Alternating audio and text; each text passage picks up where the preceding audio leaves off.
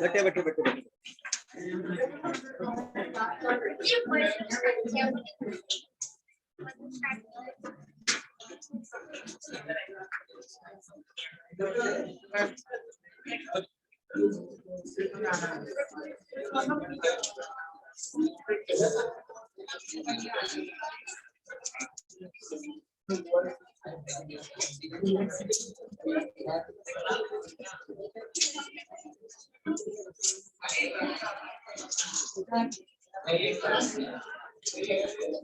चलो लोग क्या पढ़ रहे थे?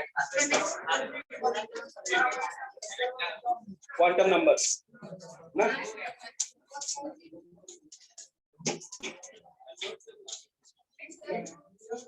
नोट्स मैंने भेज दिया है, आज आपको मिल जाएगा।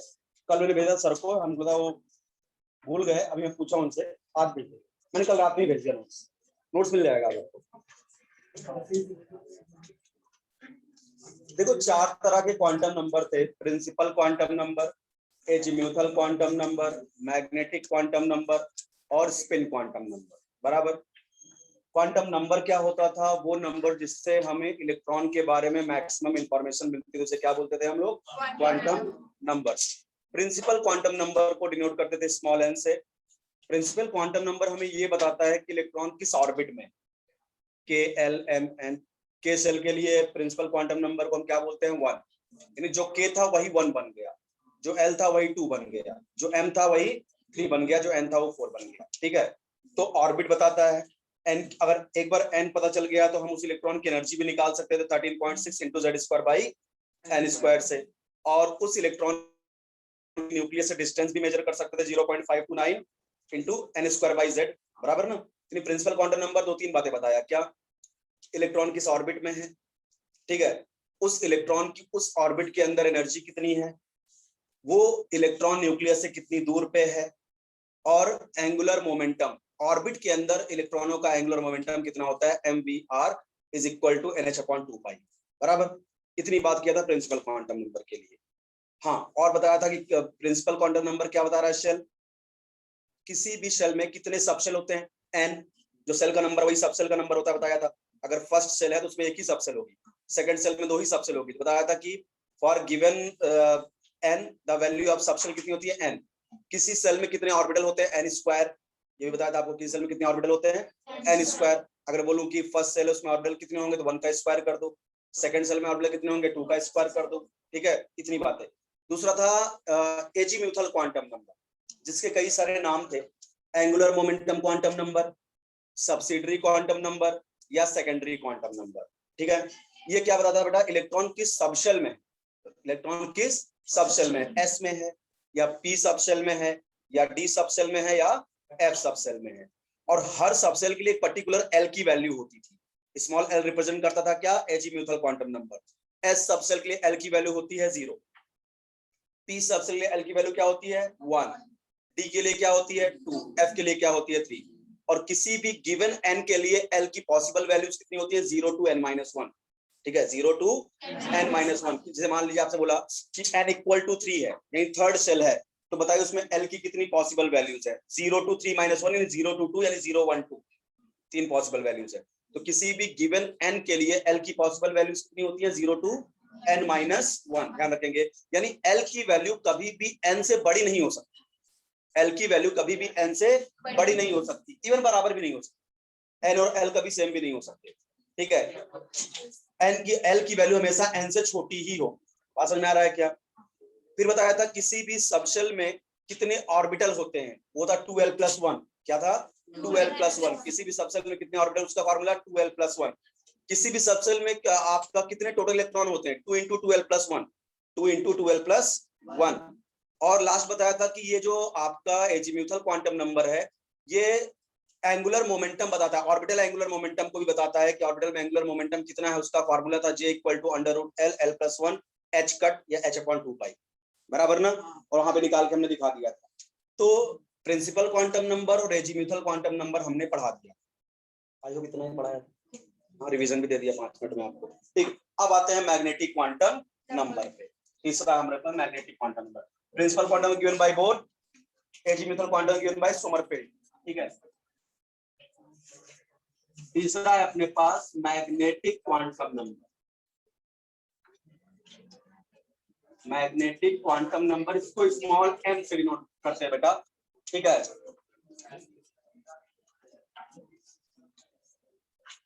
इसको दिया था लिंडे ने, ठीक है। प्रिंसिपल क्वांटम नंबर को किया बोर ने, सोमरफील्ड, इसको लिंडे ने दिया मैग्नेटिक क्वांटम नंबर। देखो मैग्नेटिक क्वांटम नंबर हमें बताता है कि इलेक्ट्रॉन किस ऑर्बिटल में है, यानी ओरिएंटेशन ऑफ ऑर्बिटल को बताता है या orbital. It provide information about, it provides information about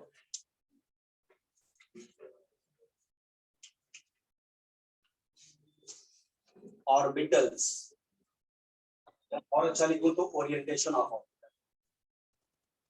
orbital मैंने पिछले लेक्चर पढ़ा दिया था आपको, ओरिएंटेशन ऑफ ऑर्बिटल, ठीक है। अच्छा, किसी गिवन एल के लिए बेटा एम की पॉसिबल वैल्यूज होती है -L2 + L, यानी any given value of n, any value of l, m की पॉसिबल वैल्यूज होती हैं -L2 + n, बराबर। जैसे अपने पास 4 सबसेल है बेटा, s, p, d और l, बराबर ना। अगर मैं इनके लिए l की वैल्यूज लिखूं, s सबसेल लिए l की वैल्यू 0, p के लिए, इसके लिए 3, बराबर। तो अगर मैं यहाँ पे m की वैल्यूज निकालूं -L2 + L, तो -02 + 0 यानी 0, ठीक है। अगर यहाँ पे L = 1 है तो m की पॉसिबल वैल्यूज -12 + 1 यानी -1 0 और +1, -12 + 1 बीच में 0 आएगा ना, इंक्लूडिंग 0, ठीक है। और इसको लिखूं तो -22 + 2 यानी -2 -1 0 +1 +2। और बताइए डी में कितने ऑर्बिटल होते थे? 5 होते थे। देखो 5 वैल्यूज आ रही है, 1 2 3 4 5। पी में कितने ऑर्बिटल होते हैं? 3। देखो 3 वैल्यूज आ रही है, 1 2 3। एस में कितने ऑर्बिटल होते हैं? 1। बात समझ में आ रहा है क्या? चलिए अगर यहाँ पे करें तो -32 + 3 यानी -3 -2 -1 0 +1 और +2 और +3 ना, 7 वैल्यूज आ गई, ठीक है। और एफ में 7 ऑर्बिटल्स होते हैं। अब एक बात समझो बेटा, यहाँ पे क्या होता है भाई, अपने को पता है पी में 3 ऑर्बिटल होते हैं, px py एंड pz। तो अब देखो अगर मैं बनाऊं, ठीक है, अब इधर खड़ा ही होना बेटा, क्या करें? चलिए साहब, ये 3 ऑर्बिटल हुआ। अब बात आती है सर कहाँ किसको +1 दूं, किसको -1 दूं, किसको 0 दूं, बराबर। तो देखो दे तुम किसी को कुछ भी सकते हो, तुम्हारी मर्जी। But most of the book जो होती है मार्केट, जितनी बुक अवेलेबल है ना, वो सब क्या करती है, जेड एक्सिस को मेन एक्सिस मानती है, ठीक है। और बीच वाले को हमेशा 0 लिखती है। बीच वाले को क्या लिखती है? वो हमेशा 0, यानी इसको लिखो 0। अब ये तुम्हारी मर्जी, +-1 +-1, इसको 0 लिख दिया तो ये +1 ये -1 या ये -1, ये तुम्हारी मर्जी, ठीक है। और ये जो होती है वो कौन सी एक्सिस होगी? pz। जेड एक्सिस को हमेशा हम क्या मानते हैं? मेन एक्सिस मानते हैं, ठीक है। अब इसको तुम px मान लो या py मान लो, तुम्हारी मर्जी। px और py, बीच वाले को 0 ऐसे करना है क्योंकि श्रोडिंगर वेव इक्वेशन इसका काम पड़ेगा। आइए अब यहाँ 5 वैल्यूज है डी में, तो डी में 5 ऑर्बिटल हो गए, 5 हो गए। अब क्या है? बीच वाले को 0। अभी मैं तुम यहाँ लगाना है 5 में से बीच वाला कैसे आपको पता चला? ऐसे कहीं भी रख दो, ठीक है, 0। अब यहाँ देखो ये -2 -1 +1 +2, तुम्हारी मर्जी, ये -2 ये -1 ये +1 ये +2, ये तुम कर सकते हो। बात समझा ना? एफ में है तो एफ में भी 7 ऑर्बिटल होते हैं।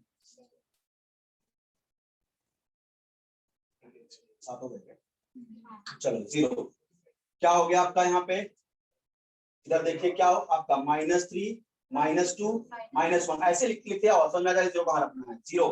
फिर क्या आपका +1 +2 और +3, समझ में आ गया ना? ठीक है। अब चाहे इसको पलट के भी लिख दो, इधर वाला माइनस रखो, उधर वाला प्लस रखो, बीच में तुमको 0 रखना है, ठीक है। और जो 0 होगा वो हमेशा कौन सी एक्सिस होगी? जेड एक्सिस होगी। जेड एक्सिस को हम क्या मानते हैं? मेन एक्सिस मानते हैं, ठीक है। तो ये ऐसे निकाले जाते हैं ऑर्बिटल, एस में 1 ऑर्बिटल, पी में 3 ऑर्बिटल, डी में 5 ऑर्बिटल, एफ में इतना। अच्छा ये तो मैंने पहले ही बता दिया, किसी भी सबशेल में नंबर ऑफ ऑर्बिटल कितने होते हैं? 2l + 1 पहले बता दिया। किसी भी सबशेल में नंबर ऑफ ऑर्बिटल कितने होते हैं 2l + 1। देखो अगर मैं s सबशेल की बात करूं, s सबशेल की नंबर ऑफ ऑर्बिटल, किसी भी सबशेल में नंबर ऑफ ऑर्बिटल निकालने का फॉर्मूला होता है 2l + 1, 2l + 1। अच्छा बताओ s सबशेल के लिए l की वैल्यू क्या 0 होती है क्या? जरा नंबर ऑफ ऑर्बिटल निकालिए, 2 × 0 + 1 यानी 1। एक ही ऑर्बिटल तो है, बात समझा? इसमें एक ही ऑर्बिटल होते हैं। p सबशेल, l की वैल्यू p के लिए कितना होती है 1। जरा निकालिए नंबर ऑफ ऑर्बिटल, 2 × 1 + 1 यानी 3। आ गया ना p में 3, बात समझा? ठीक है। p सबशेल में l की वैल्यू कितनी होती है, तो क्या हो जाएगा 2 × 2 + 1 यानी 5। 5 ऑर्बिटल आ गया, ठीक है। और f सबशेल के लिए बात करूं तो l की वैल्यू होती है 3, तो 2 × 3 + 1 7, बराबर। तो किसी भी सबशेल में कितने ऑर्बिटल होते हैं 2l + 1। अच्छा मैंने बोला था किसी सबशेल में टोटल नंबर ऑफ इलेक्ट्रॉन कितने होते हैं 2 × 2l + 1। सबशेल में टोटल नंबर ऑफ इलेक्ट्रॉन कितने होते हैं 2 × 2। सेल में टोटल नंबर ऑफ इलेक्ट्रॉन कितने हैं 2n²। सब याद रखो, ठीक है। किसी भी सेल में मैक्सिमम इलेक्ट्रॉन पूछे तो 2n², किसी भी सबशेल में मैक्सिमम इलेक्ट्रॉन पूछे 2 × 2l + 1। किसी ऑर्बिटल में मैक्सिमम इलेक्ट्रॉन पूछे तो 2, क्योंकि एक ऑर्बिटल में तुम 2 ही इलेक्ट्रॉन भर सकते हो। ये सब क्या है ऑर्बिटल्स हैं। बट मैक्सिमम इलेक्ट्रॉन बोला कि ऑर्बिटल मैक्सिमम इलेक्ट्रॉन, एक ऑर्बिटल में 2 ही भरोगे ना, ध्यान रखिएगा। एक ऑर्बिटल में हम 2 ही इलेक्ट्रॉन भरते हैं with opposite spin, with opposite spin. और कोई पूछे ऑर्बिटल में मैक्सिमम इलेक्ट्रॉन, तो गलती से तक खुद ना पूछे कि p ऑर्बिटल में मैक्सिमम इलेक्ट्रॉन। वो पूछ रहा है ऑर्बिटल में टोटल कितने इलेक्ट्रॉन होते हैं, तो आप आंसर मारोगे 2, ठीक है। स्पेशली पूछ रहा है p में कितने होते हैं, तब बोलोगे 6। 5 कैसे, 3 में 6 ना, ठीक है। हाँ 3 है बेटा, समझ में आया क्या? तो ये हो गया आपका मैग्नेटिक क्वांटम नंबर। अच्छा और यहाँ से कुछ बचा नहीं, तो ऑर्बिटल का ओरिएंटेशन बताता है, ठीक है। और क्या है किसी गिवन वैल्यू ऑफ l के लिए m की वैल्यू क्या -L2 + l, ये सब बता दिया। कहाँ 0 रखना है ये बता दिया। Maximum number of orbital 2l + 1 होता है सबशेल के अंदर, बाकी तो कुछ बचता नहीं। अब आज लास्ट आता है स्पिन क्वांटम। अभी क्वेश्चन करेंगे, जिस तरह से क्वेश्चन आते हैं सब दिखाएंगे, ठीक है। अगला आता है स्पिन क्वांटम नंबर।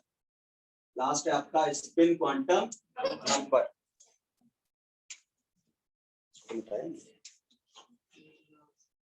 चलिए लास्ट क्वांटम नंबर जो आपका आ गया वो है स्पिन क्वांटम नंबर। इसको बेटा s से डिनोट करते हैं, जैसे प्रिंसिपल क्वांटम नंबर को n से, एजीम्यूथल को l से, मैग्नेटिक को m से। अब ध्यान रखिएगा ये 3 के 3 quantum number Schrodinger wave equation से डिराइव होते हैं। श्रोडिंगर वेव इक्वेशन एकमात्र क्वांटम नंबर है जो श्रोडिंगर वेव इक्वेशन से नहीं आता। ये डायरेक्ट बता रहा हूँ, क्वेश्चन है 4 नंबर का, जो मुंह से बोल रहा हूँ 4 नंबर ही निकलते हैं। बात समझा क्या? ये जो स्पिन क्वांटम नंबर है ना, ये श्रोडिंगर वेव इक्वेशन से डिराइव नहीं होता। रीजन क्या है? तो श्रोडिंगर वेव इक्वेशन बहुत खतरनाक टॉपिक है, जो शाम को मुझे झेलेंगे वो खुद ही समझ में आ जाएगा कि श्रोडिंगर वेव इक्वेशन क्या है। मोस्टली टीचर छोड़ देते हैं, पढ़ाते नहीं, बट मैं पढ़ाऊंगा तुमको, ठीक है। लेकिन क्या उसको एकदम मतलब एक्सट्रैक्ट निकाल के बिल्कुल कि क्या तुमको कितना चाहिए वो बेटा, क्योंकि क्या है ना, अगर मैं बोलूं श्रोडिंगर वेव इक्वेशन इतना खतरनाक टॉपिक है, उसको अगर डिराइव करने लगा ना तो आप पूरी क्लास छोड़ चले जाओ, ठीक है। बट उसकी जो मेन बातें हैं, ग्राफ कैसे निकालते हैं श्रोडिंगर वेव इक्वेशन का, radial node, angular node, total node कैसे निकालते हैं, ये सब सिखा दूंगा मैं शाम को। बात समझा ना? अभी तो यही चलेंगे, मतलब मोस्टली मैं छोड़ देता हूँ, देखता हूँ अगर बच्चों का लेवल नहीं है तो श्रोडिंगर वेव इक्वेशन पहले उड़ा देता हूँ कि नहीं पढ़ाने का, क्योंकि जितना तुमने पढ़ा है ना तुम सब भूलते नजर आओगे जब श्रोडिंगर वेव इक्वेशन स्टार्ट होता है। पूरा एटॉमिक स्ट्रक्चर एक तरफ, श्रोडिंगर वेव इक्वेशन एक तरफ, ठीक है। तो शाम को हम लोग करेंगे उसको, देखिएगा। NLM, तो देखो ये 3 है श्रोडिंगर वेव इक्वेशन से आए हैं, ये तीनों क्वांटम नंबर। एकमात्र क्वांटम नंबर है जो श्रोडिंगर वेव इक्वेशन से डिराइव नहीं होता। शाम को बताऊंगा क्यों नहीं होता, क्योंकि साई स्क्वायर की वैल्यू 0 होती है, ठीक है। स्पिन क्वांटम नंबर हो गया S, ठीक है। स्पिन क्वांटम नंबर क्या बताता है बेटा? इलेक्ट्रॉन की स्पिन क्या है, वो क्लॉकवाइज घूम रहा है या एंटी क्लॉकवाइज घूम रहा है। देखो कुछ ऐसा समझो, समझ में आ जाएगा। सपोज करो बेटा ये एक हाईवे है, ठीक है, समझो, तो ये समझ में आ जाएगा स्पिन क्वांटम नंबर। हाईवे का मतलब समझ लो, मान लो ये वेस्टर्न एक्सप्रेस हाईवे, हम लोग उसी पे रहते हैं तो वही, ठीक है।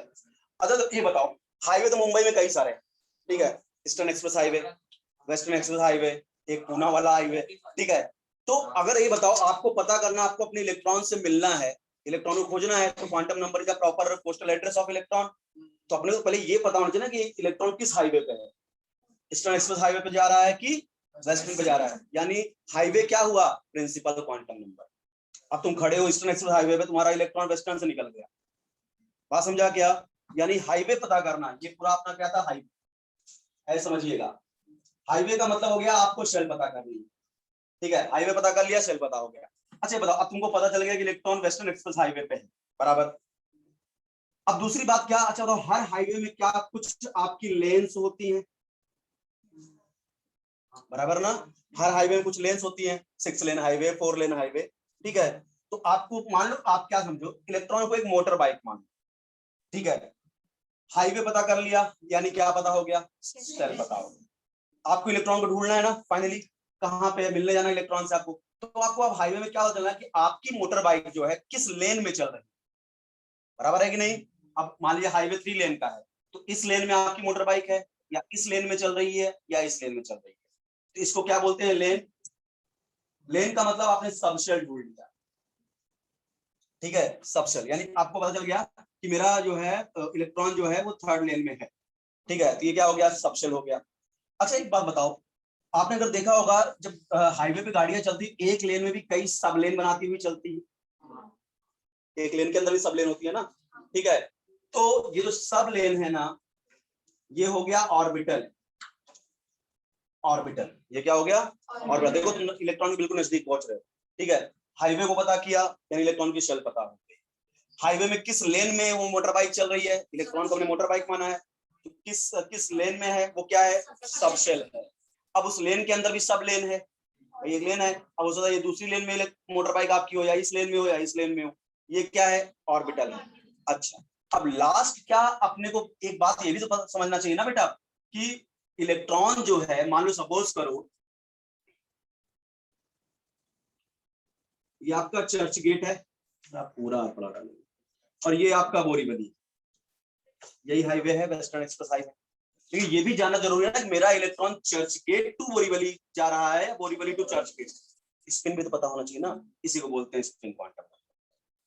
बात स्पिन तो पता होना चाहिए ना, कहां से कहां आ रहा है, बात समझ आ रहा है। अब तुम्हें पता ही नहीं था कि चर्च गेट से बोरीवली आ रहा था, तुमको इस लेन में खड़ा होना चाहिए था, तुम जहां जो चर्च गेट जा रहे उधर जा खड़े थे, क्या इलेक्ट्रॉन्स मिल पाओगे क्या, तो स्पिन भी पता होना बहुत जरूरी है, बात समझ में आ रहा है क्या। तो यानी ये जो क्वांटम नंबर है ना बेटा, वो क्या बताता है अपने को, स्पिन ऑफ इलेक्ट्रॉन, कि वो क्लॉकवाइज रोटेट कर रहा है या एंटी क्लॉकवाइज, यानी it provides information about spin off electron, it provides information about spin off electron. अब देखो एक कन्वेंशन है बेटा, कि अगर इलेक्ट्रॉन क्लॉकवाइज स्पिन कर रहा तो एस की वैल्यू आप +½ मान लीजिए, ठीक है, कन्वेंशन है।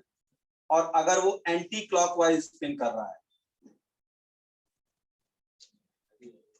तो आप इसको -½ मान लीजिए, पर ऐसा कोई रूल नहीं है, तुम्हारा दिल करता है तुम क्लॉकवाइज को -½ मानो, बट फिर एंटी क्लॉकवाइज को +½ मानना, ठीक है, ऐसा कोई रूल नहीं है कि क्लॉकवाइज को प्लस, बट अपन लोग क्या एक तरीका बना लेते हैं, clockwise plus anti clockwise minus, but ऐसा कोई रूल है नहीं। आप एंटी क्लॉकवाइज स्पिन को भी +½ मान सकते हैं और क्लॉकवाइज को -½ मान सकते हैं, ठीक है। अच्छा, ये तो पहली बात हो गई स्पिन ऑफ इलेक्ट्रॉन। दूसरा क्या, और ये क्या बताता है बेटा, कि स्पिन एंगुलर मोमेंटम को भी ये बताता है, यानी it also provide information about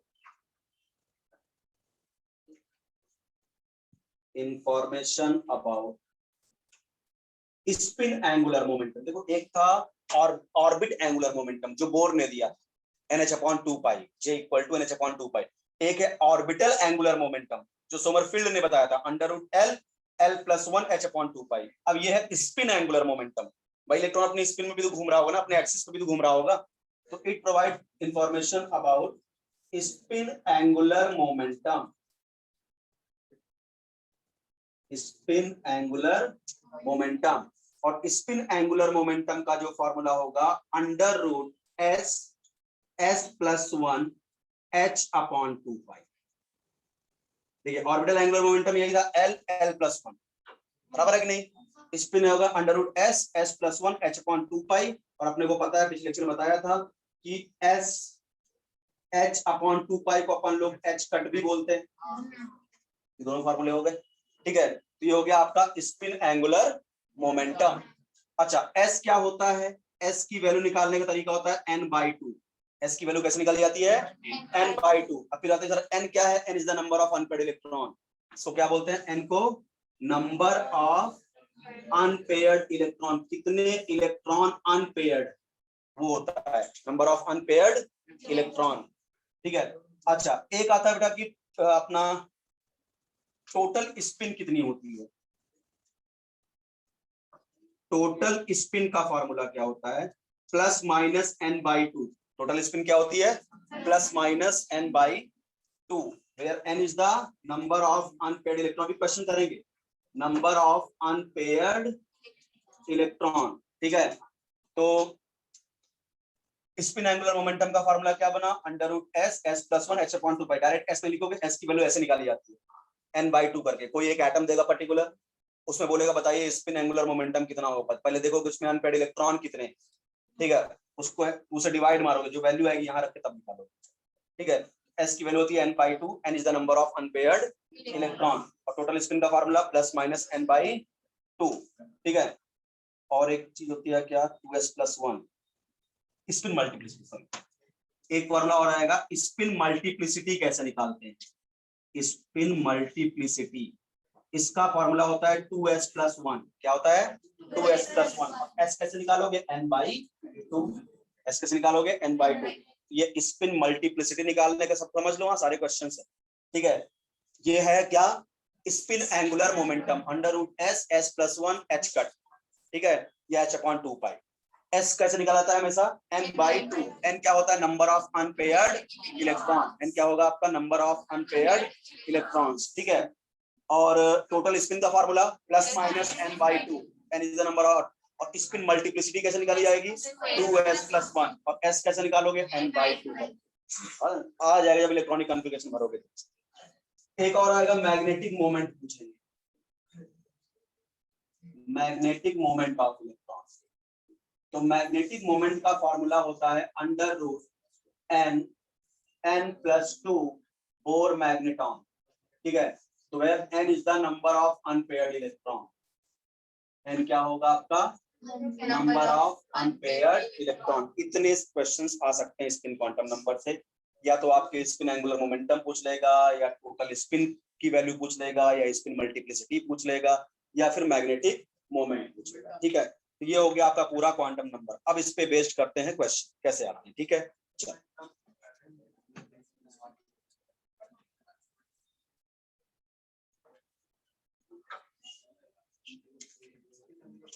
सारे क्वेश्चन करते हैं एक एक करके।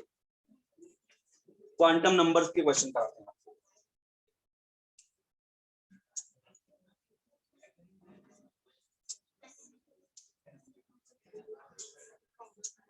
चलो देखो, पहला क्वेश्चन देखो क्वांटम नंबर का। ध्यान दो बेटा, बात मत करो। फर्स्ट क्वेश्चन है आपका, टोटल नंबर ऑफ ऑर्बिटल। आराम से क्वेश्चन को देखिए। टोटल नंबर ऑफ ऑर्बिटल, पहला बोला n = 3 और बी बोला l = 2। पहला क्वेश्चन दिया कि अगर n की वैल्यू 3 है तो बताइए इस सेल में टोटल नंबर ऑफ ऑर्बिटल कितने। पहला क्वेश्चन। और l = 2 में टोटल नंबर ऑफ ऑर्बिटल कितने होंगे। तो मैंने लिखा के दिया है नोट्स में कि किसी गिवन n के लिए किसी भी ऑर्बिट में टोटल नंबर ऑफ ऑर्बिटल का फॉर्मूला होता है n²। ऑर्बिट में बताया था मैंने। ठीक है, तो total number of orbital in any shell या orbit is equal to, formula क्या होता है? n²। किसी भी ऑर्बिट में टोटल नंबर ऑफ ऑर्बिटल का फॉर्मूला क्या होता है? n², यानी 3 का स्क्वायर यानी 9। हो गया सॉल्व। ठीक है, फिर क्या बोल रहा है? If l = 2, l = 2 total number of orbital. l का मतलब सबशेल बोला है क्या आपको? और मैंने ये भी लिखा के दिया है कि सबशेल में टोटल नंबर ऑफ ऑर्बिटल का फॉर्मूला होता है 2l+1। ठीक है, किसी भी सबशेल में टोटल नंबर ऑफ ऑर्बिटल का फॉर्मूला क्या होता है? 2l+1। सो 2 × 2 + 1 5। हो गया सॉल्व क्वेश्चन। इसका फॉर्मूला याद रहेगा तो कर जाओगे। बात समझा? अगला question, describe the subshell. Describe the subshell. ठीक है, यहाँ आपको कुछ n की वैल्यू, ध्यान देना, n की वैल्यूज दी है, l की वैल्यूज दी है, आपको सबशेल डिस्क्राइब करना है कौन कौन सी सबशेल होगी। तो यहाँ पे दिया n की वैल्यू 3, 4, 6, 4, 3, 2, 5, 2। l की वैल्यू दे रखा है 0, 1, 2, 0, 3, 3, 0, 1। आपको सारी सबशेल बतानी है, n और दिया है और l दिया है। ठीक है, चलो, नहीं दिख रहा बेटा, कुछ क्या करूं बताओ ना, 10 में लिख नहीं सकता। अब इधर हो जाए तुम्हारे लिए, कैसे पढ़ाऊंगा बताओ ना। चलो, अभी दिख रहा है कुछ, आप तुम लोग को नहीं दिख रहा ऊपर लटक के, समझा? इधर n है, इधर l है, बहुत ध्यान दे। अरे पीछे तुम लोग बात कर रहे हो यार, उसके मुंह में मुंह डाल क्या बात कर रहे हो?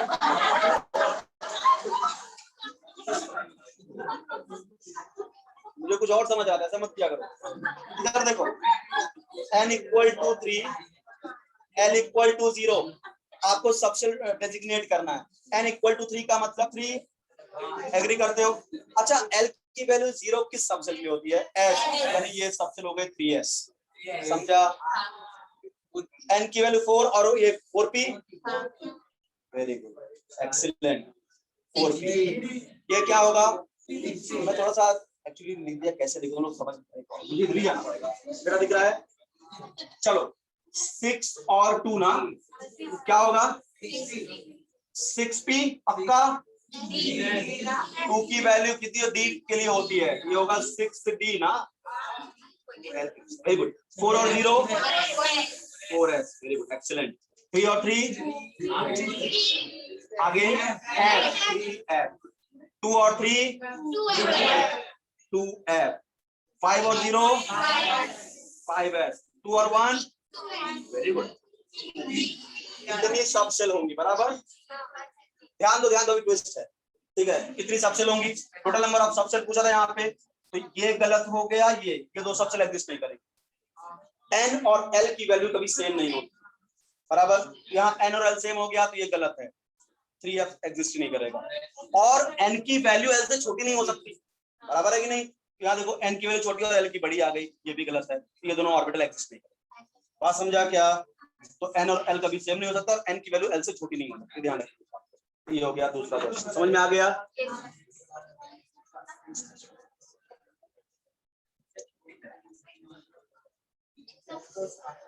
चलो ध्यान दो भाई, पीछे दोनों बहुत बात कर रहे हो यार, प्लीज ये लास्ट आपको और नहीं गया बात करना बेटे, दरवाजा खोलो, निकल जाओ प्यार से एकदम, हाँ, डिस्टर्ब मत करो। बहुत अगर बहुत ज्यादा ऐसी बातें हैं जिसको तुम नहीं रोक पा रहे हो 1.5 घंटे, ठीक है, तो दरवाजा खोले, बाहर जाए गॉसिप करो ना नीचे, अभी तो भीड़ भाड़ नहीं है नीचे, आराम से बात कर सकते हैं दूसरे से, या बोलो तो मैं एक प्राइवेट रूम में दिला दूं, बात कर लो,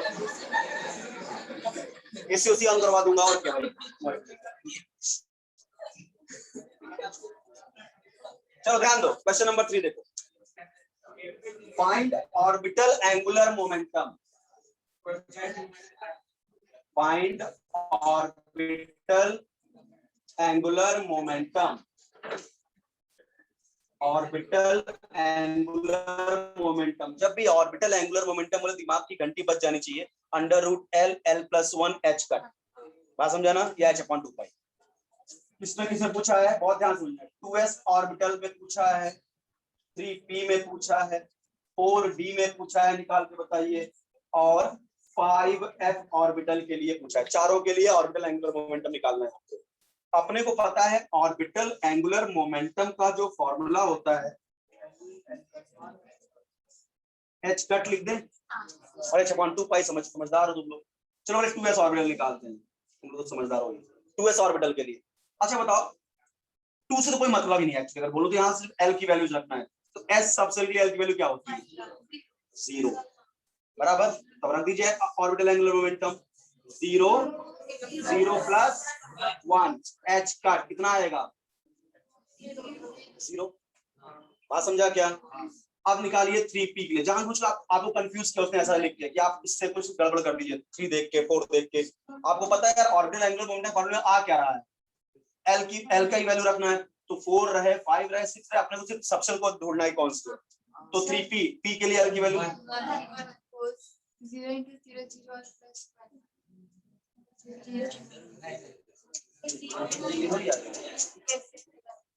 अरे बेटा ये 0 + 1 1 into 0 क्या है? अंडर रूट का 0 क्या होता है?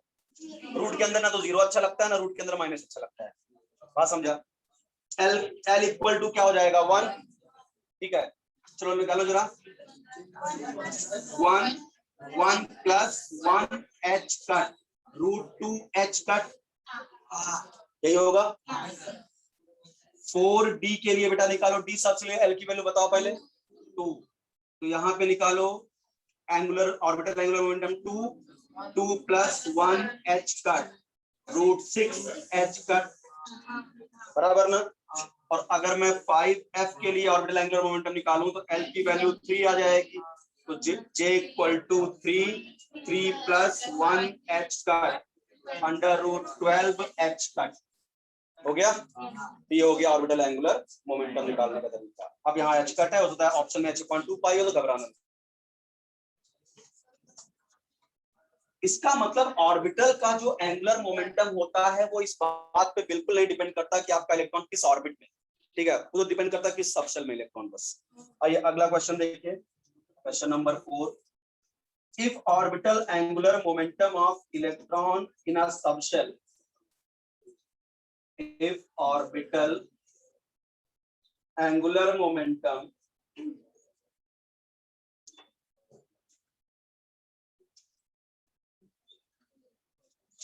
if orbital angular momentum of electron in a subshell is √5 h upon pi, ठीक है, then find L, then find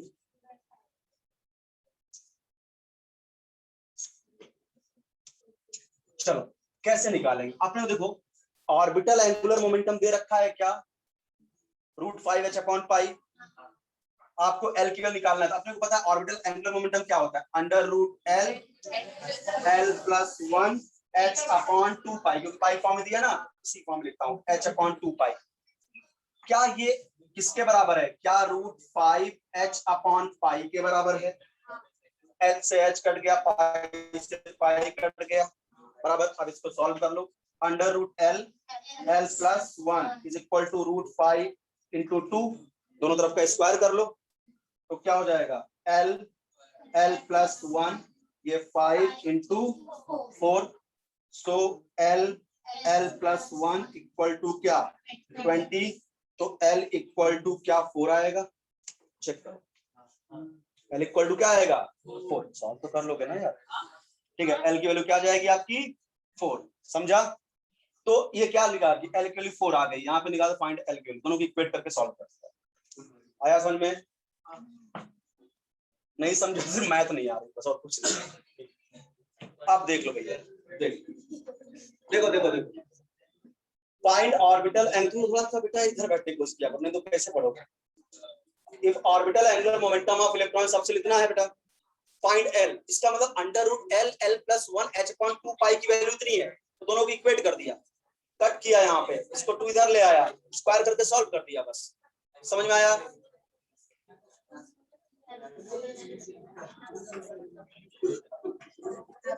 चलो अगला क्वेश्चन देखो, ध्यान दो भाई।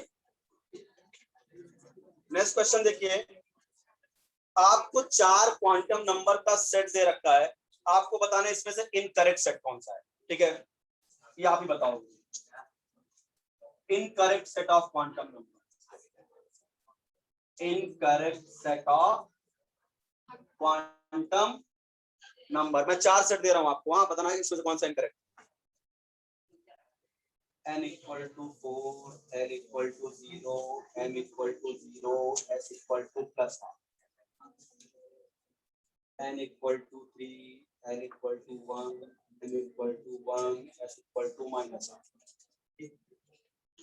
n equal to 2, n equal to 0, equal to 0, s equal to plus 1,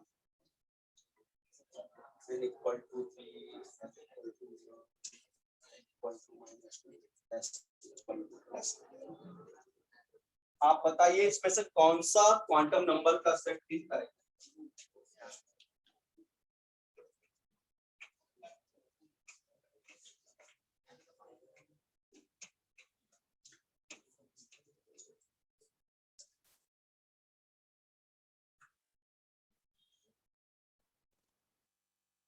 तो बताएगा वो रीजन भी बताएगा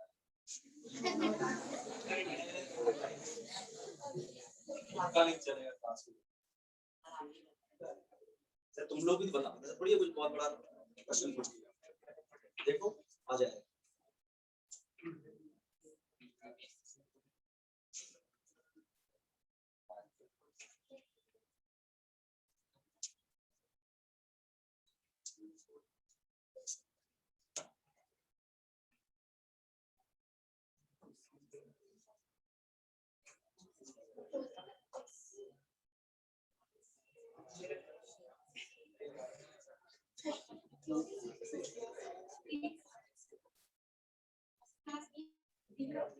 Which one? D. Very good. Why?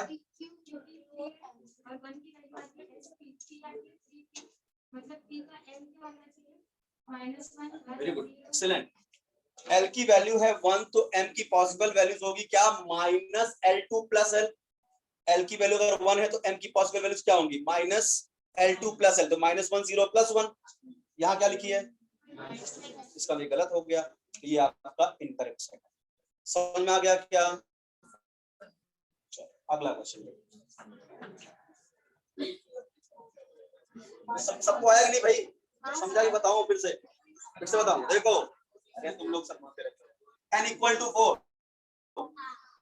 n equal to 4 के लिए l की वैल्यू 0 to 3 0 to 3 0 1 2 3 क्या आया है?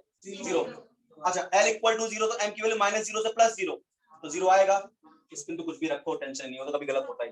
ठीक है, n इक्वल टू 3 तो l की पॉसिबल वैल्यू 0 से 2 तक, 3 कभी नहीं आएगा, बस इससे एक कम। 0 1 2 0 1 2 में से कुछ लिखा है क्या?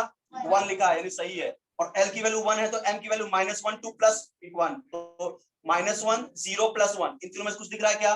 प्लस 1, सही है इसका मतलब। n की वैल्यू 2 तो l की वैल्यू क्या होगा? 0 एंड 1, कुछ लिखा है? 0, सही है। l 0 तो m की वैल्यू माइनस 0 से प्लस 0 0, सही है। n की वैल्यू 3 तो l की वैल्यू क्या आएगी? 0 1 2, तीनों में से कोई दिख रहा है? 0 1 2 में से 1 दिख रहा है, वेरी गुड। और l की वैल्यू 1 तो m की value minus L2 plus L, minus 1 2 plus 1, minus 1 0 plus 1, इसकी m की वैल्यू आएगी माइनस 1 0 और प्लस 1, ये तीन आएगी। इनमें कुछ है यहाँ पे?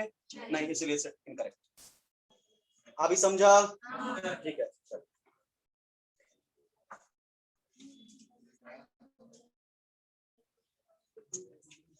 नेक्स्ट क्वेश्चन देखिए जल्दी।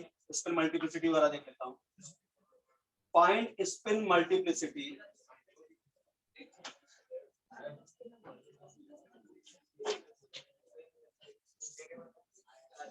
and total spin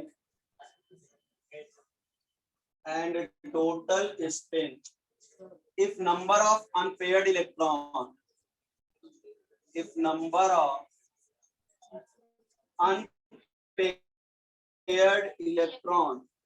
is, दो केस बताया।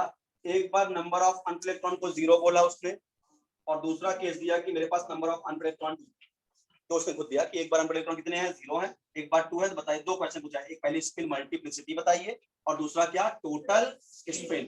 अपने को पता है बेटा कि जो स्पिन मल्टीप्लिसिटी का फॉर्मूला होता है वो क्या होता है बेटा? 2s प्लस 1 बराबर।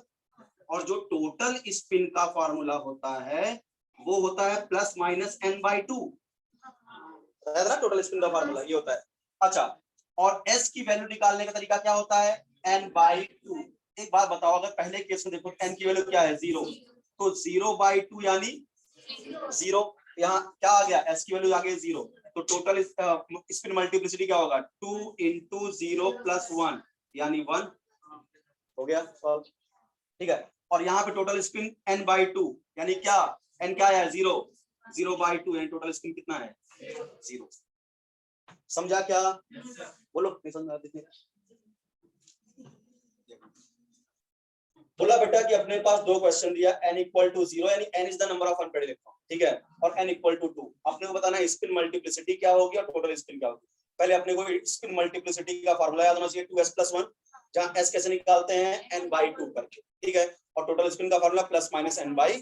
तो चलो, तो स्पिन मल्टीप्लिसिटी s निकालना, पहले s की वैल्यू n/2, n क्या है, नंबर ऑफ अनपेयर्ड इलेक्ट्रॉन, खुद कितना बोला उसने 0, तो 0/2 कर दिया, कितना आया 0, तो टोटल नंबर ऑफ s की वैल्यू क्या आ गई 0।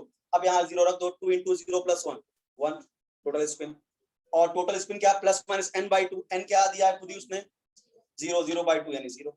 अब इधर देखो n इक्वल टू 2 है, तो अगर मैं इसकी स्पिन मल्टीप्लिसिटी निकालूं तो 2s+1 निकालूंगा, बट पहले तो s निकालना पड़ेगा। s की वैल्यू n/2 यानी 2/2 यानी 1, बराबर ना। चलो बस, तो 2 × 1 + 1 यानी 3, स्पिन मल्टीप्लिसिटी आ गई 3, ठीक है। टोटल स्पिन की बात करूं तो +-n/2 यानी 2/2, इसका मतलब 1 चलेगा। क्या बात, समझा।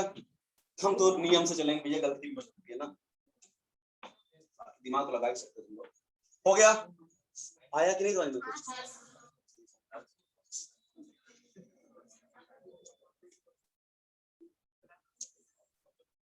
अगला देखिए, लास्ट क्वेश्चन क्वांटम नंबर का, find spin angular momentum, find spin angular momentum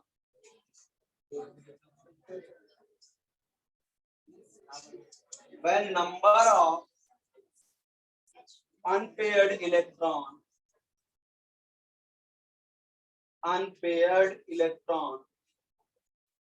is 2। देखिए क्वेश्चन समझिए, पहले क्वेश्चन को देखिए पहले क्या बोल रहा है, find spin angular momentum when number of unpaired electron is 2। याद करो, स्पिन एंगुलर मोमेंटम जो होता है √s s+1 h कट, यही है स्पिन एंगुलर मोमेंटम। बट इसके लिए पहले अपने को s निकालना होगा। s कैसे निकालते हैं, n/2। n क्या होता है, नंबर ऑफ अनपेयर्ड इलेक्ट्रॉन, खुद ही उसने बताया कितने अनपेयर्ड इलेक्ट्रॉन, 2, तो यानी 2/2 यानी 1। बस सॉल्व कर दो, 1 1 + 1 h कट यानी √2 h कट हो गया। बात समझ में आ रहा है क्या। ऐसे सिंपल क्वेश्चन होते हैं क्वांटम में।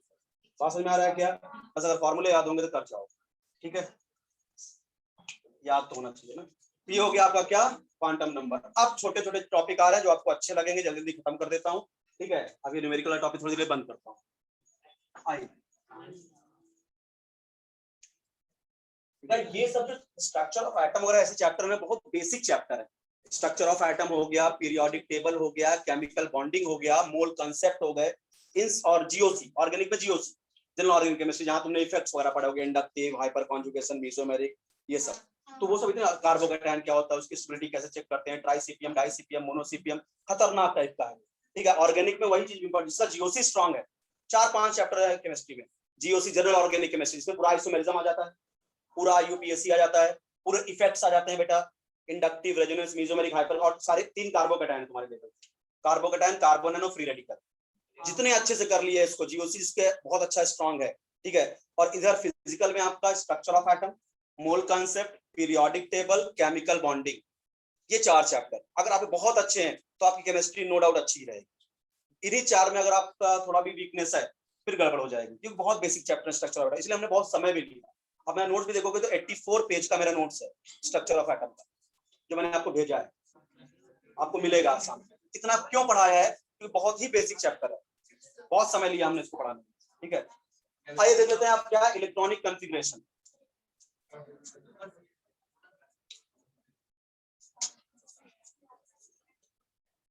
इलेक्ट्रॉनिक कॉन्फ़िगरेशन, देखो अब यहाँ पे क्या छोटे छोटे बेटा रूल्स हैं, Aufbau rules, Hund's rule, Pauli's rule, हाँ तीनों को पढ़ लेते हैं, ठीक है। फटाफट देखो, इसको मैंने डेमो लेक्चर में भी आपको इलेक्ट्रॉनिक कॉन्फ़िगरेशन लिखना सिखाया था, आज फिर एक बार बता देंगे क्या है। इसमें सबसे पहला देखो, इलेक्ट्रॉनिक कॉन्फ़िगरेशन, अगर आपको सबशेल में इलेक्ट्रॉन भरना है तो उसके लिए लगता है अबाउ रूल, ठीक है। ऑर्बिटल में इलेक्ट्रॉन भरना है तो वहां लगेगा हंस रूल, ठीक है। चलिए बात करते हैं इलेक्ट्रॉनिक कॉन्फ़िगरेशन इन सबशेल। सबशेल के अंदर इलेक्ट्रॉन कैसे, देखो 10 तक आपने भरा है इलेक्ट्रॉन शेल के अंदर, ठीक है, KLMN 2 8 18 32 वाला रूल चलता था वहां, ठीक है। अब आज हम सीखेंगे सबशेल में इलेक्ट्रॉन कैसे होता है, कई बार बता भी चुका हूं, आप लोगों को पता भी, ठीक है। इसमें सबसे पहला आता है सबशेल में इलेक्ट्रॉन भरने के लिए आता है अफबाउ रूल।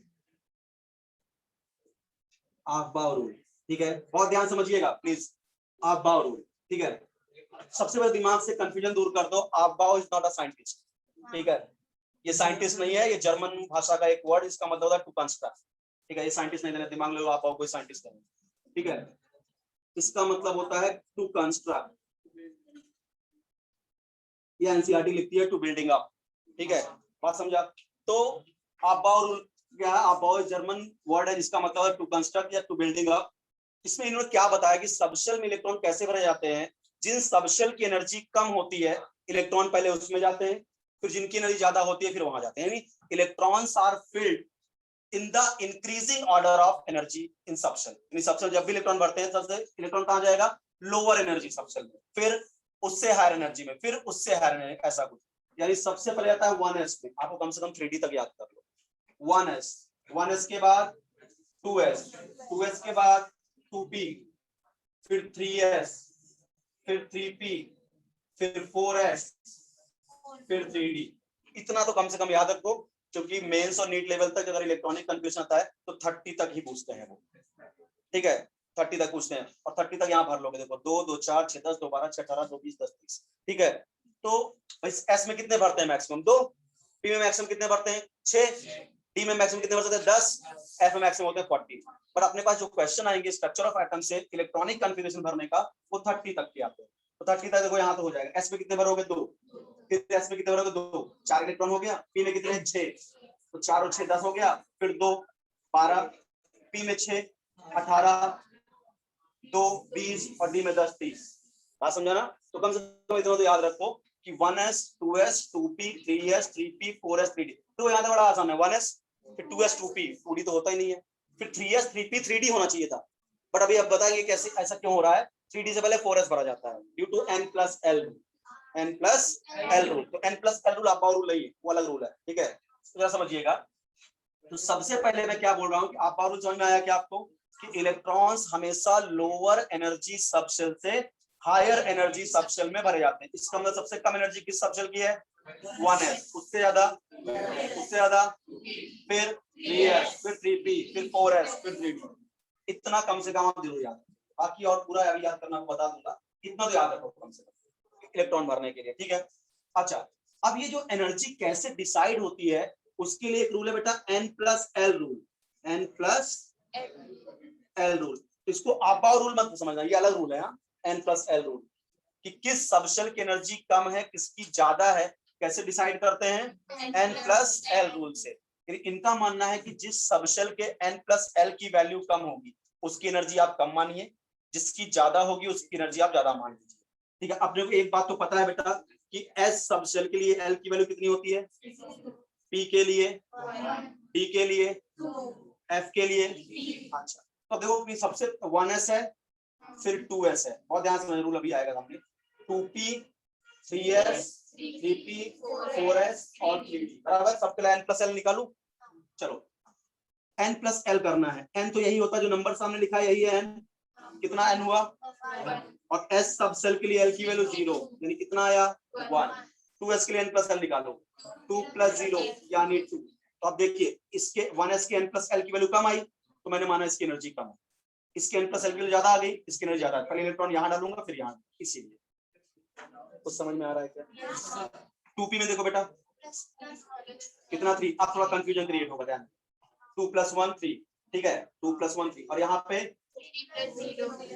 क्या 3 प्लस 0 कितना आएगा 3। अब कंफ्यूजन हो गया यहाँ पे, अब देखो यहाँ पे आप कंफ्यूज हो गए, सर यहाँ पे n प्लस l तो फेल कर रहा है, तो ध्यान रखना कि अगर दो सबशेल के लिए n प्लस l की वैल्यू सेम आ जाए तो इलेक्ट्रॉन पहले वहां जाएगा जहां n की वैल्यू कम, बात समझा ना, कि अगर दो सबशेल में n प्लस l की वैल्यू सेम आ गई, n प्लस l यहाँ भी क्या आया 3, यहाँ भी क्या आया 3, तो पहले इलेक्ट्रॉन वहां डालिए जहां n की वैल्यू छोटी, यहाँ n की वैल्यू क्या थी 2, यहाँ पहले इलेक्ट्रॉन यहाँ जाएगा फिर यहाँ जाएगा। समझ में आया क्या? अगर दो सबशेल के लिए n+l कॉमन निकल जाए, ठीक है, एकदम बिल्कुल सेम वैल्यू आ गई, तो आप किसकी एनर्जी कम मानोगे? जिसके n की वैल्यू कम होगी। बात समझा ना? चलिए 3p का n+l निकालो, 3 + 1 यानी 4, 4 + 0 यानी 4, तो फिर आ गया ना 3p और 4s। देखिए n+l वैल्यू क्या कॉमन आ गई क्या? 4 और 4। तो अब दोनों की n+l की वैल्यू 4 है, तो बताइए लोअर एनर्जी किसकी होगी? इसकी n की वैल्यू कम होगी, 3p की। पहले इलेक्ट्रॉन 3p में जाएगा फिर 4s में जाएगा, ठीक है। यहाँ देखिए 3 + 2 कितना आ गया? 5। इसीलिए क्या होता है देखो, 3d का n+l कितना आया? 5। 4s कितना था? 0। इसलिए 3d से पहले 4s भरा जाता है। बात समझो ना? इसलिए 3d से पहले क्या भरा जाता है? 4s।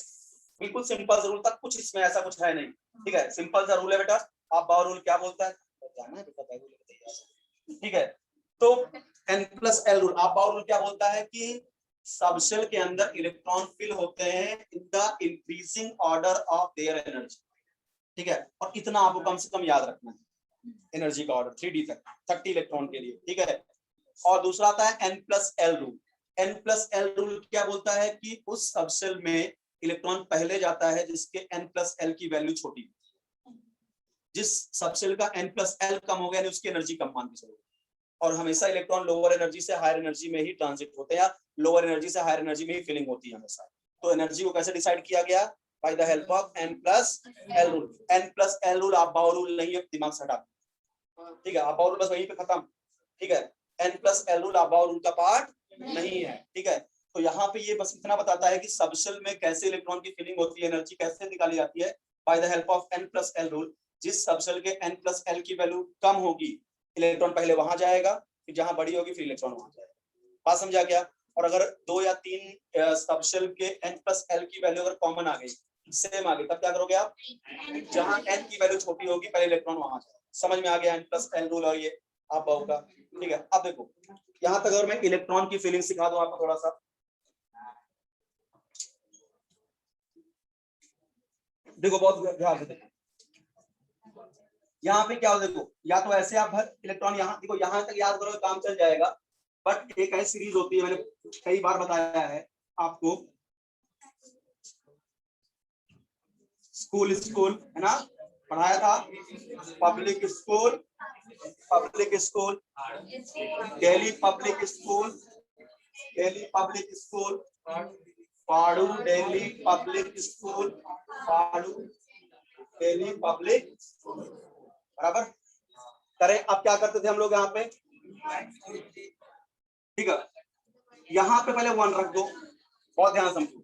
यहाँ पे 2 रख दो, यहाँ पे 3 रख दो, और यहाँ पे 4 रख दो, बराबर। अब s का नामकरण करना है, 1 सबसे पहले तो ये s क्या जाएगा? 1s। आराम से देखो, अब इसको तुमको 2s देना पड़ेगा, इसको 3s, बस नाम नंबरिंग कर रहा हूँ। इसको 1s दिया, सामने लिखा था, अब अगले इसको क्या दूंगा? 2s, फिर ये 5s, 6s, 7s, बराबर, ठीक है। चलो अब ये नाम हो गया। अब देखो यहाँ 2 पे आया, पहला क्या लेटर है? p, इसको दे दो 2p। अब इस वाले p को क्या दोगे? 3p। इसको इसको इसको इसको, समझ में आया? यहाँ सारे नंबर आ गए क्या? अब यहाँ आ जाए 3 के सामने क्या? d,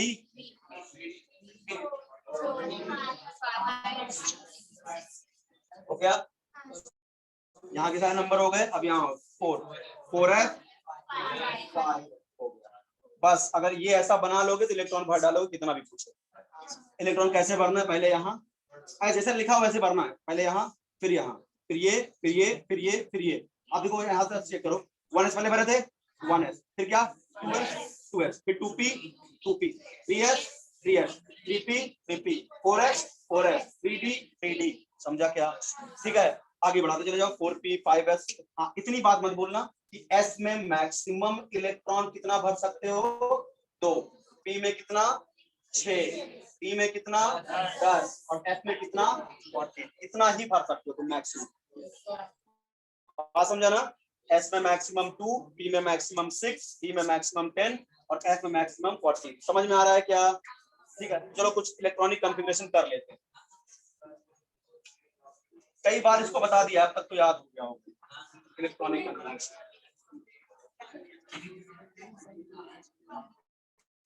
जैसे देखो, आप देखो, अगर आपसे बोला गया बेटा, बहुत ध्यान समझो, बोला 11 सोडियम भरिए, तो कितने इलेक्ट्रॉन भरना है? 11 ना। अपन लोग 30 तक ही करेंगे क्योंकि 30 तक इसमें हो जाएगा, बाकी 30 के ऊपर है तो आप स्कूल वाला फॉर्मेट ले लीजिए, ठीक है। 11 सोडियम, चलो स्टार्ट करो पहले। 1s2, ये जो भर रहा है इलेक्ट्रॉन है, कितने इलेक्ट्रॉन भरने हैं? 11, 2 भर दिया, अब 2s2, 4 हो चुके हैं। 2p6 ये बीच में भर सकते हैं ना। अब देखो 2 2 4 6 10 हो गए, अभी एक बचा, तो आ जाएगा 3s1, तो एक इलेक्ट्रॉन था ना, तो पहले 2 भरा, 11 में से 2 इसमें दिया, 2 इसमें दिया, 6 इसमें दिया, 10 हो गया, बचा एक, तो 3s1। जबरदस्ती 2 मत कर देनी, मैग्नीशियम बन जाएगा, बात समझा ना। अब देखो, अब इसको एक तरह से और लिखते हैं, क्या बेटा यहाँ तक को ये 10 इलेक्ट्रॉन है क्या? क्या ये इनर्ट गैस नियॉन है क्या? 10 इलेक्ट्रॉन किसमें में, इसको कभी कभी ऐसा लिखा मिलेगा, ये नियॉन लिख देंगे, आगे 3s1, नियॉन का मतलब 10 इलेक्ट्रॉन भरा है, ये हो गया सोडियम। समझा क्या? ठीक है। जैसे अगला देखो, हमने ले लिया, मान लीजिए 20 कैल्शियम बेटा हमको भरना है। कैसे भरेंगे? चलो स्टार्ट करो। 1s2, 2s2, 2p6, 3s2, 3p6, electron भी गिनते रहना, 20 भरना है। 2 2 4 6 10, 2 12 6 18, 3p, 4s2, बराबर। एक बात बताओ, 2 2 4 6 10, 2 12 6 18, ए तुम तीनों उठो, चलो चलो चलो, बहुत खुश गिरवाने लगे, उठो उठो, चल उठ, बाहर गेट को बाहर। कब से देख रहा हूँ, ये सोच रहा है कि इग्नोर क्यों कर रहे हैं, तो कितने नालायक हो ना, ये मैं कभी काफी देर से देख रहा हूँ। चलो उठो, जाओ बेटा, बाहर जाओ, बाहर जाओ, इतना तकलीफ नहीं देगा मुझे, निकलो।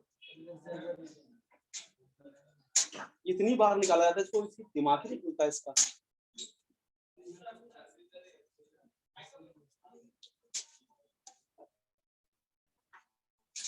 हाँ बेटा, बाहर खड़े रहने दो। अब तुम लोग सोशल डिस्टेंसिंग सब बैठो, तुम तो हाँ पीछे सब दूर, तुम लोग एकदम कभी एक साथ में बैठा करो। हाँ, बहुत ही डेडली कॉम्बिनेशन, तुम लोग साथ में बैठा करो।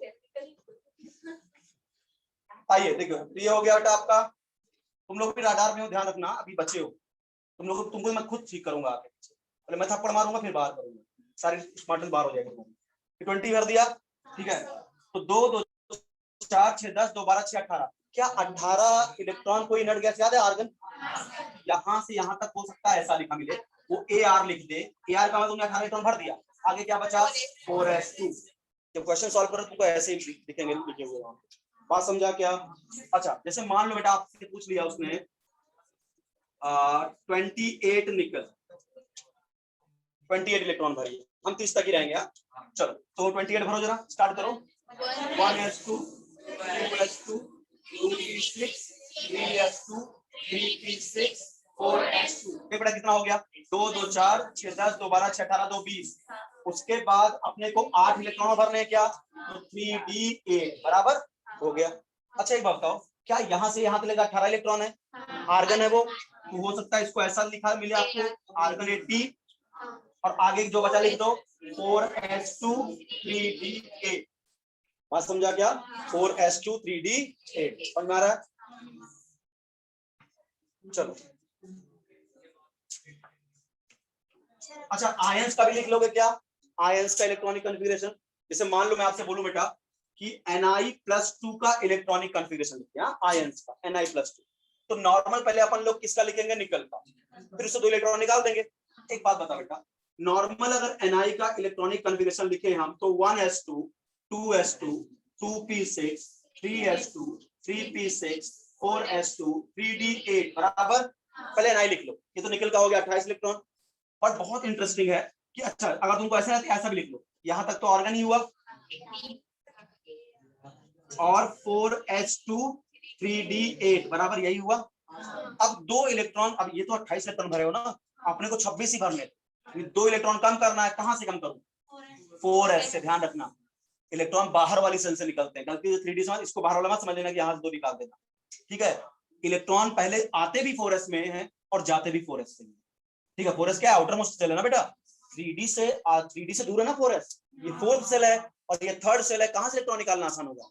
4 जो न्यूक्लियस से दूर होगा ना, तो इसीलिए क्या 2 इलेक्ट्रॉन कहां से निकालोगे, यहां से मत निकालना जल्दी से, यहां से निकालना। अब क्या बचा, Ar18 3D8 4s0 लिखो ना लिखो चलेगा। बात समझा? तो ये हो गया निकल +2 का इलेक्ट्रॉनिक कन्फिगरेशन। समझ में आ रहा है क्या? ठीक है। हाँ मतलब 28 था, हाँ तो आप इसको तो मतलब 26 करना है। दो प्लस है ना बेटा, 2 प्लस का मतलब तो 28 इलेक्ट्रॉन थे, 2 प्लस का मतलब 2 इलेक्ट्रॉन लूज हो गए, कितने बचे 26। अगर +3 होता तो 3 इलेक्ट्रॉन लूज कर देता, तब मैं 2 यहां से निकालता फिर 1 यहां से निकालता। ध्यान रखो अभी मैंने +2 भरा तो 2 यहां से निकाला, मान लो +3 होता, हालांकि निकल +3 बनाता नहीं है, अगर +3 बनाता होता तो 2 यहां से निकालता और 1 यहां से निकालता। +4 होता 2 यहां से 2 यहां से। बात समझा ना? एक और करते हैं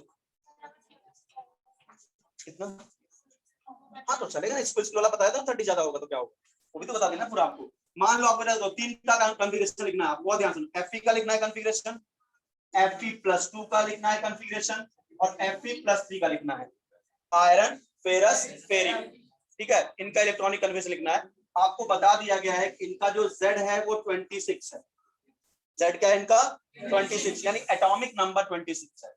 इसका मतलब इनके एटम में न्यूक्लियस में 26 प्रोटॉन है, 26 इलेक्ट्रॉन, जब तक ये न्यूट्रल। तो अभी चलो इसको 26 ले ले, सबका एटॉमिक नंबर 26 ही रहेगा ना। चलो पहले 26 पढ़ते हैं। तो कैसे भरेंगे बेटा, 1s2 2s2 2p6 3s2 3p6 4s2 3d6। Check करिए, 2 2 4 6 10 2 12 6 18 2 20 6 26 बराबर। तो एक बात बताओ, क्या यहां तक को बेटा मैं ये 3p6 है क्या आर्गन लिख सकता हूं क्या? और आगे क्या हो जाएगा 4s2 3d6, ये बन गया Fe का। अब Fe+2 का मतलब Fe ने कितने इलेक्ट्रॉन लूज किए, 2।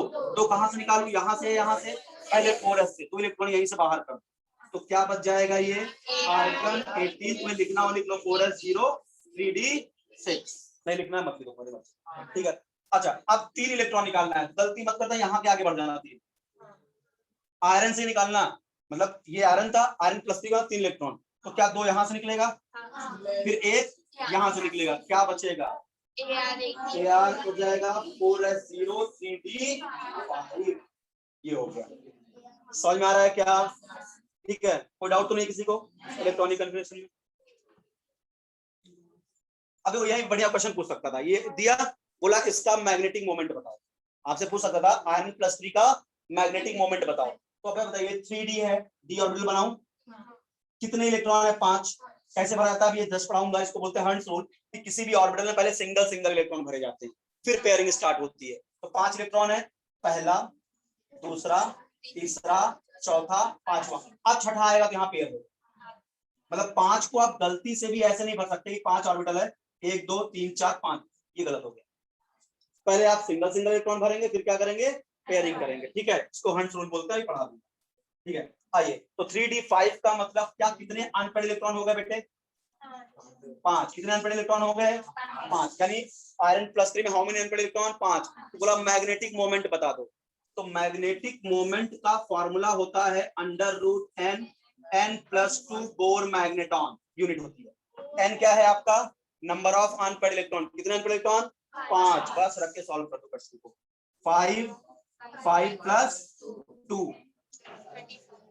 √35 बोर मैग्नेटॉन हो गया मैग्नेटिक मोमेंट। समझ में आ गया क्या? तो आप एक बार इलेक्ट्रॉनिक कन्फिगरेशन भर लोगे तो मैग्नेटिक मोमेंट भी निकाल लोगे, स्पिन मल्टीप्लिसिटी भी निकाल सकते हो, 2s+1 s की वैल्यू क्या होगी n/2 5/2 2.5 सॉल्व कर सकते हो।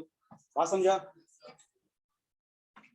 तो बेटा 2 इलेक्ट्रॉनिक कन्फिगरेशन जो है अप टू 30 वहां पे एक्सेप्शन, एक क्रोमियम दूसरा कॉपर, इसको भी समझ लेते हैं अपन लोग, क्रोमियम एंड कॉपर। देखो 24 क्रोमियम, बहुत ध्यान से पहले ही बताया बहुत बार, 24 क्रोमियम मैंने शॉर्टकट दिया था कि जब भी डी में 4 या डी में 9 इलेक्ट्रॉन होते हैं तो एस वाला इलेक्ट्रॉन डी में आता है, जिससे वो हाफ फील्ड या फुल फील्ड हो जाता है, ठीक है।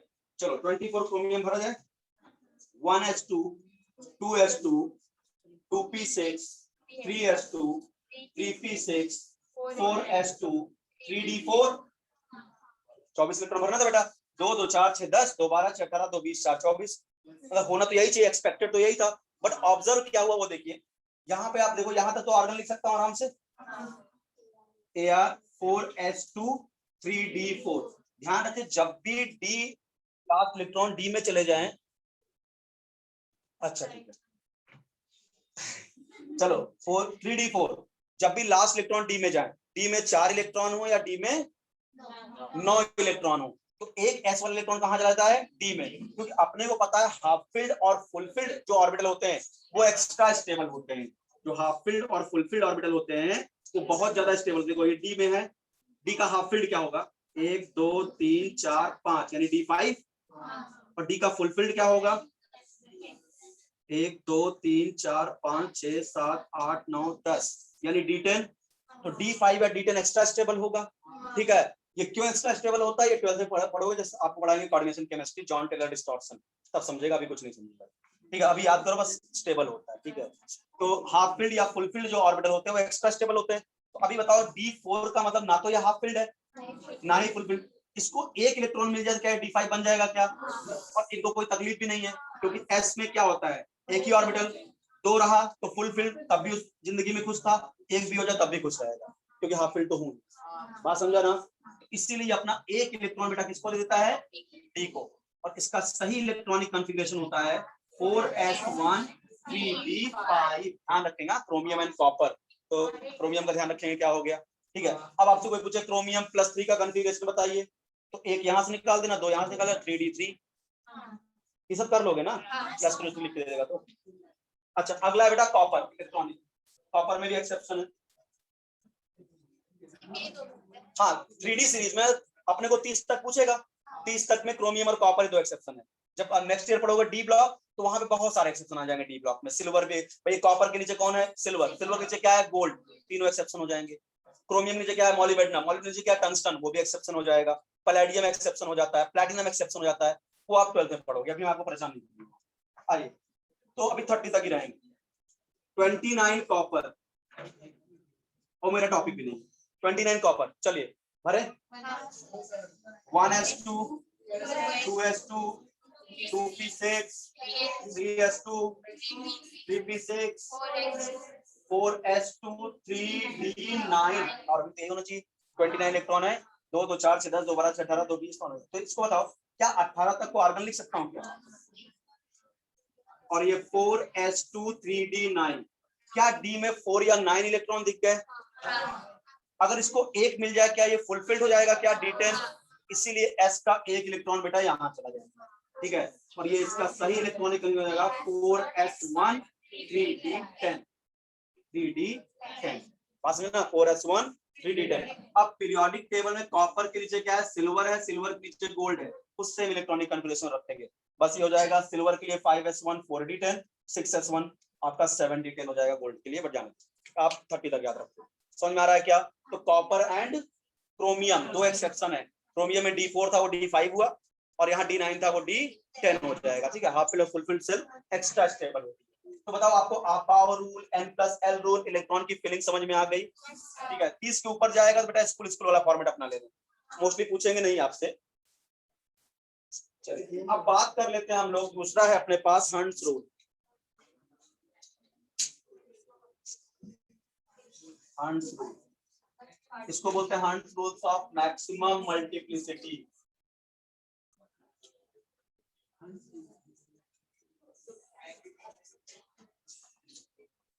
अच्छा बेटा, मैक्सिमम मल्टीप्लिसिटी कब आएगी? जब maximum number of unpaired electron हो, बराबर ना?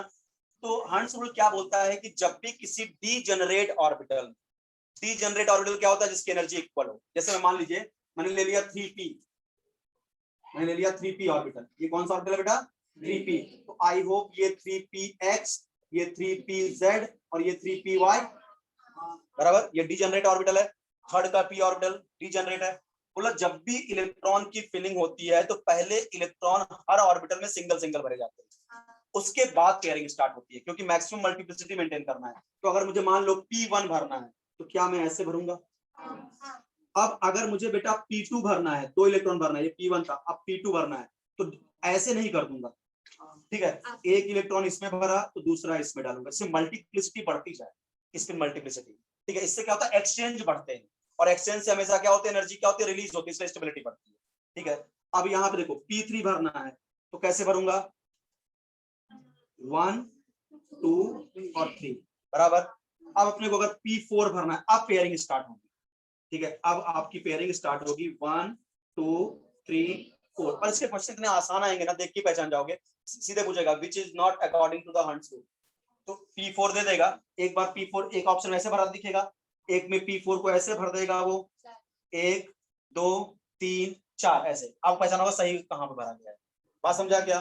ठीक है, चलिए तो P4 ऐसे भर दिया। अब P5 करूं तो 1 2 3 4 5 हो गया। अब P6 भरूं तो 1 2 3 4 5 6। सिंपल सा है हंट्स रूल क्या कि यार कोई भी हमारे पास डीजेनरेट ऑर्बिटल, डीजेनरेट ऑर्बिटल मतलब इक्वल एनर्जी के ऑर्बिटल, जैसे 3p में 3ps 3py 3pz की एनर्जी क्या होगी, इक्वल होगी। ठीक है, तो किसी भी डीजेनरेट ऑर्बिटल में जब भी हम, या देखो अबाव रूल फिलिंग तो बताता है सबशेल में। अबाव रूल किसके लिए, ध्यान समझना है, यहाँ भी गड़बड़ करोगे कि अबाव रूल किसके लिए था कि सबशेल में इलेक्ट्रॉन कैसे भरा जाता है। हंट्स रूल किसके लिए है, ऑर्बिटल में इलेक्ट्रॉन कैसे भरा जाता है। ध्यान रखना, अंतर है कि अगर पूछ लेगा ऑर्बिटल में इलेक्ट्रॉन भरने के लिए कौन सा रूल परफेक्ट है, आप बाव मार दिए तो गलत हो जाओगे। आप बाव रूल बताता है सबशेल में इलेक्ट्रॉन कैसे भरा जाता है 1s2s में। ये कहां बता रहा बेटा, ऑर्बिटल में इलेक्ट्रॉन कैसे भरा। ठीक है, तो ऑर्बिटल में इलेक्ट्रॉन की फीलिंग कैसे होती है, किसने बताया था, कोई भी अगर डीजेनरेट ऑर्बिटल है सब में क्या होगा, पहले एक एक इलेक्ट्रॉन भरे जाएंगे, उसके बाद पेयरिंग आप स्टार्ट करेंगे। ठीक है, जैसे अगर मैं डी ऑर्बिटल ले लूं बेटे, डी ऑर्बिटल 1 2 3 4 5 ना, अगर मुझे D1 भरना होगा तो मैं कैसे भरूंगा, ऐसे। D2 भरना होगा तो ऐसे, D2 ऐसे, D3 D4 D5 अब pairing, D6 D7 D8 D9 और D10। समझा ना, इसको बोलते हैं। कुछ है नहीं इसका टॉपिक में, बट बस पढ़ लो और समझ में आ गया। तीसरा है बेटा पाउलीज एक्सक्लूजन प्रिंसिपल। ठीक है, हंट्स रूल समझ में आ गया। ठीक है,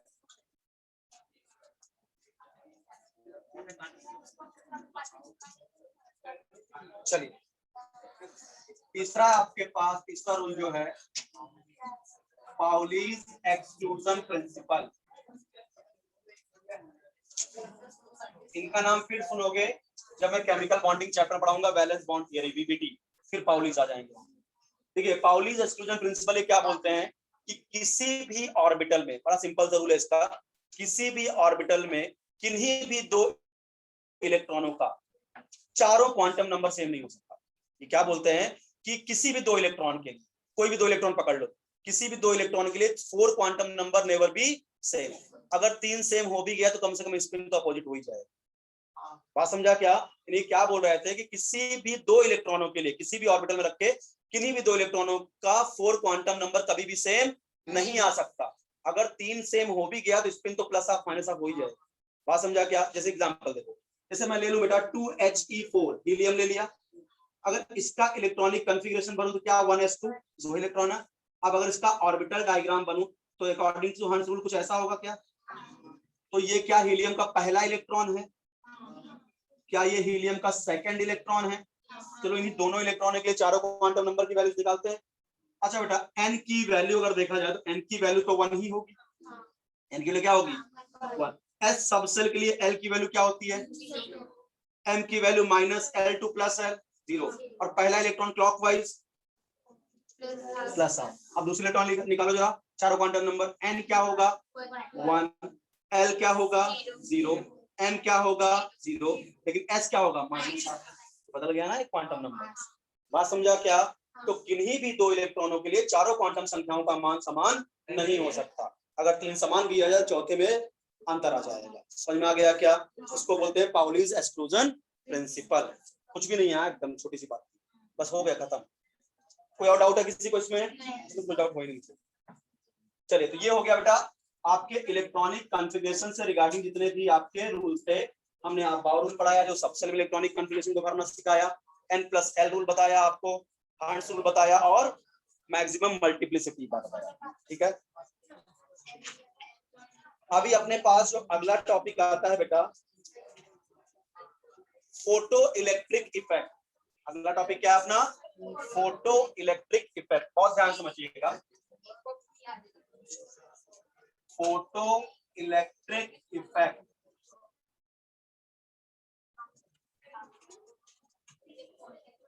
फोटो इलेक्ट्रिक इफेक्ट, ठीक है। देखो ये टॉपिक आप फिजिक्स में ही पढ़ोगे, फोटो इलेक्ट्रिक इफेक्ट क्या होता है, हम भी पढ़ा रहे हैं जितना केमिस्ट्री में लिखा रहे हैं, ठीक है। फोटो इलेक्ट्रिक इफेक्ट देखो होता क्या है बेटा, जब भी किसी भी मेटल सरफेस पे किसी सुटेबल फ्रीक्वेंसी की लाइट गिरती है, ठीक है, जब भी किसी मेटल सरफेस पे किसी भी सुटेबल फ्रीक्वेंसी की लाइट गिरती है तो उस मेटल सरफेस से इलेक्ट्रॉन बाहर निकल जाते हैं, ठीक है।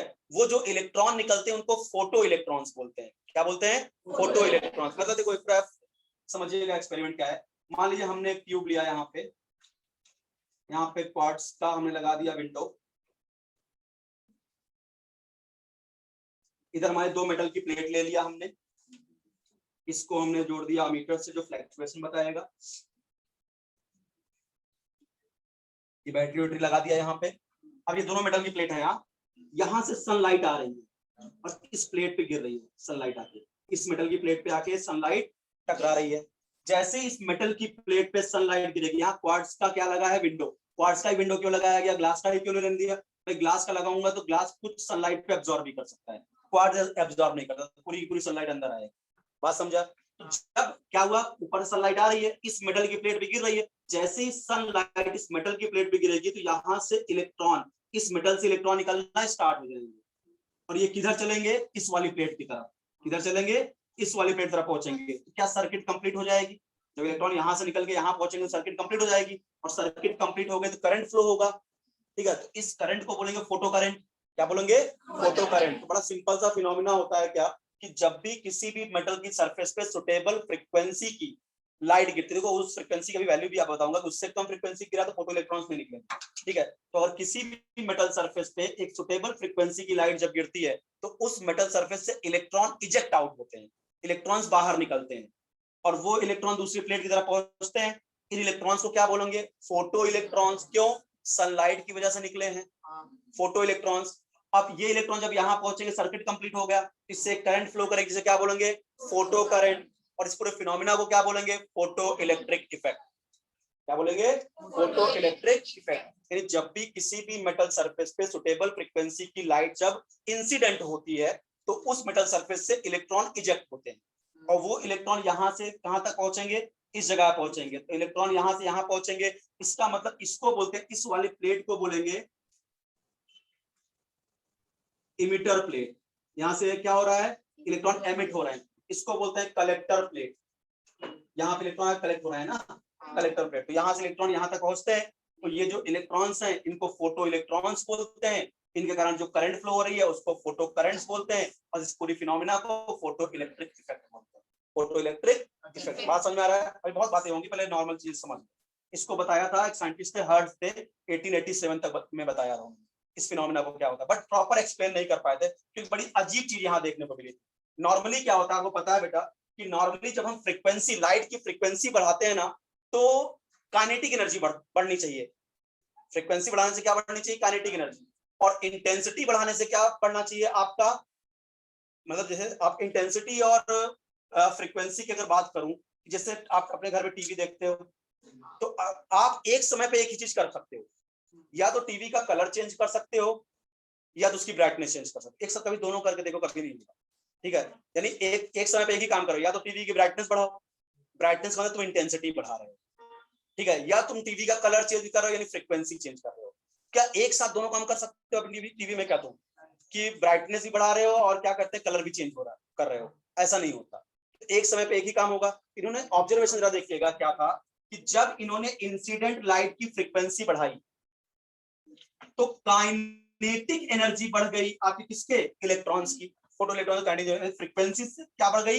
काइनेटिक एनर्जी, ठीक है। और जब इन्होंने इंटेंसिटी बढ़ाई, इंसिडेंट लाइट इंटेंसिटी बढ़ाई, उससे नंबर ऑफ इजेक्टेड इलेक्ट्रॉन बढ़ गए, नंबर ऑफ इजेक्टेड इलेक्ट्रॉन बढ़ गए। ये बात एक्सप्लेन करना बहुत ही डिफिकल्ट हो रहा था। क्यों? फ्रीक्वेंसी बढ़ाने से ये बढ़ना चाहिए नॉर्मल, अपने को पता, अगर याद करो, E = hc/लैम्डा बराबर ना, या E = h न्यू बराबर।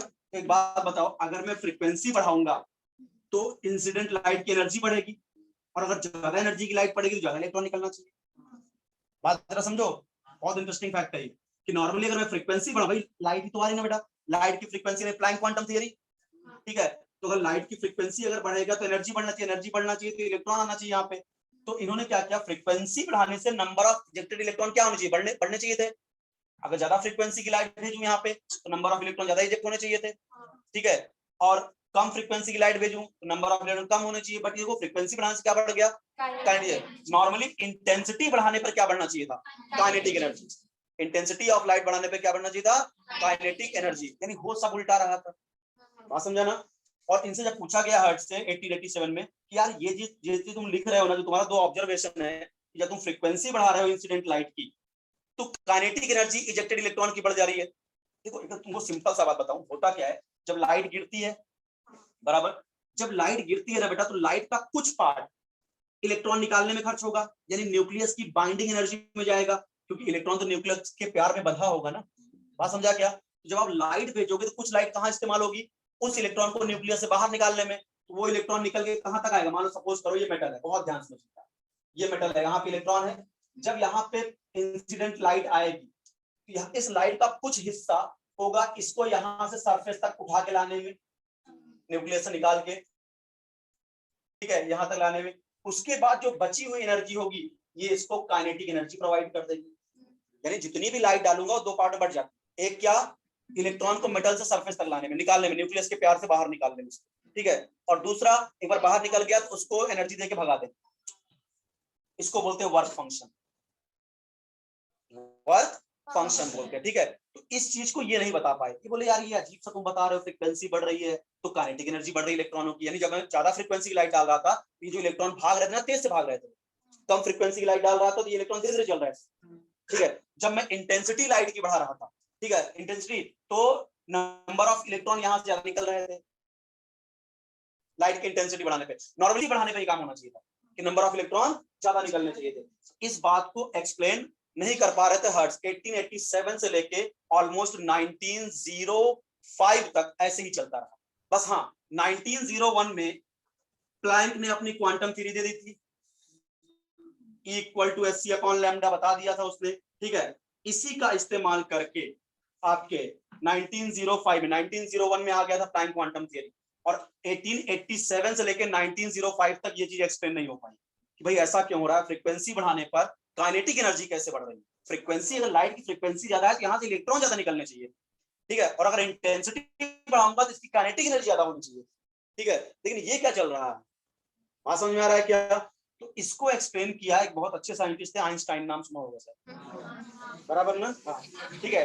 तो इसको एक्सप्लेन किया आइंस्टाइन ने, उन्हीं की photo electric theory of Einstein, और इसी थ्योरी के लिए आइंस्टाइन को 1920 में नोबेल प्राइज मिला, ठीक है। इक्वल टू ये जो है ना फोटो इलेक्ट्रिक इफेक्ट को एक्सप्लेन करने में उसको क्या मिला, नोबेल प्राइज। वो कैसे एक्सप्लेन किए शाम को बताता हूँ, ठीक है।